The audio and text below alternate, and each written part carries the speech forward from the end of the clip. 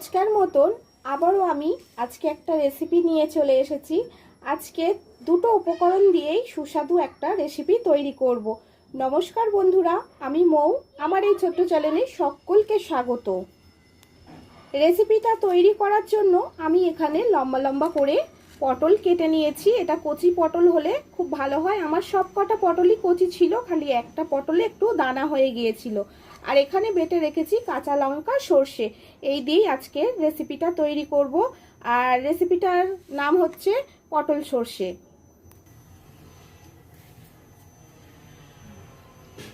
পটল সর্ষে তৈরি করার জন্য আমি এখানে সরিষার তেলের ব্যবহার করছি। আপনারা আপনাদের পছন্দ মতন তেল ব্যবহার করবেন। সরিষার তেল হলেই ভালো হয় পটল সর্ষেটা। আর গরম ভাতের সাথে এই একটা জিনিস থাকলেই কিন্তু পুরো এক থালা ভাত চেটে চেটে উড়ে যাবে।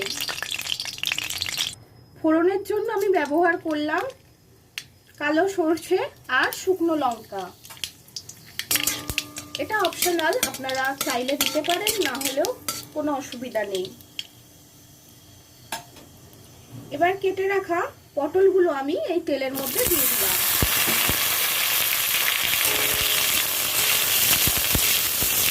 আপনারা আপনাদের পছন্দ মতন পটলটা কেটে নিতে পারেন। আমার লম্বা লম্বা পছন্দ হলো বলে আমি এরকমই কেটে নিলাম।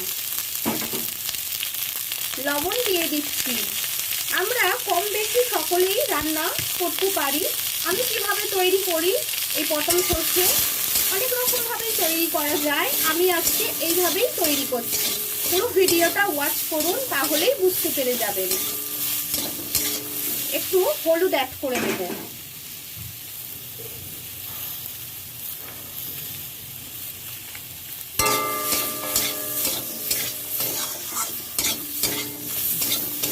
আমি একটা ঢাকা চাপা দিয়ে দিচ্ছি। লবণ আর হলুদ দিয়ে একটু নেড়ে চেড়ে ঢাকা চাপা দিয়ে দিলাম। ঢাকাটা আমি খুলে নিচ্ছি। পটলগুলো একটু ভাজা ভাজা করে নিতে হবে।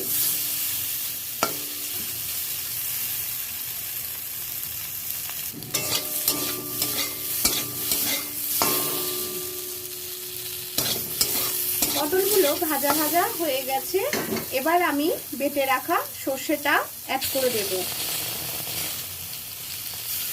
একটু জলও দেব।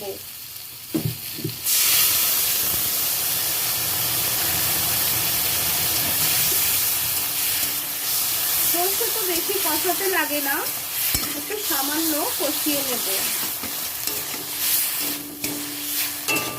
আর আমার বাড়িতে কেউ পটলটা পছন্দ করে না, আর আমি ভীষণ ভালোবাসি, তাই অল্প করেই করেছি। কেউ খাবে না, বেকার ফেলা যাবে। আমি খুবই ভালোবাসি পটল খেতে। আমার ছেলে তো একদমই খাবে না পটল, ও পটলের কিছুই খায় না, কিন্তু আমার বরমশাই এইভাবে পটল সর্ষে করে দিলে খেয়ে নেয়। এবার আমি জল অ্যাড করে দিচ্ছি। খুব কষানোর দরকার নেই, একটা সুন্দর একটা গন্ধ উঠেছে সর্ষের। খুব বেশি জল দেওয়ারও দরকার নেই। ভাজতে ভাজতেই পটলটা আমার এমনিতেই সিদ্ধ হয়ে গিয়েছে। আবারও একটু ঢাকা চাপা দিয়ে দেব। আমি ঢাকা চাপা দিয়ে দিলাম। এটা খুব তাড়াতাড়ি হয়ে যায় এই রেসিপিটা। আপনারা একবার হলেও বাড়িতে বানিয়ে ফেলবেন। খুব অল্প টাইমেই এই রেসিপিটা তৈরি হয়ে যায়। আবার কিন্তু সম্পূর্ণ রেডি হয়ে গেছে। 5 থেকে 10 মিনিট লাগে, 10 মিনিটও লাগে না এই রেসিপিটা তৈরি করতে। এবার একটা আমি বলে তুলে নেব।